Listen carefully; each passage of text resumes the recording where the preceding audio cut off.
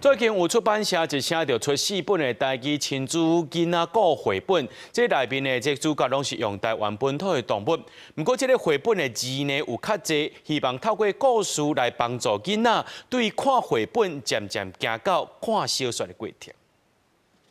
妈妈行去洞口影一个，讲也袂，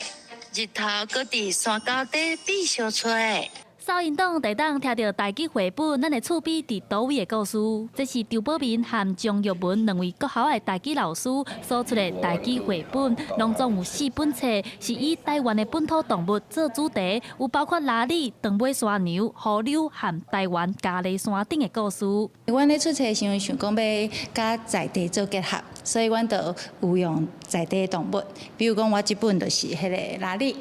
一本就是河流，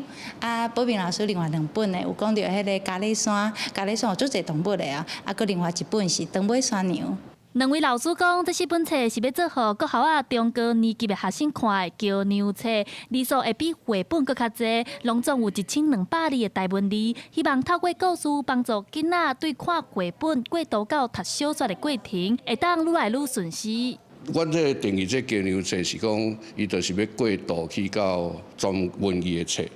这个字，交流册会比多册的字较侪，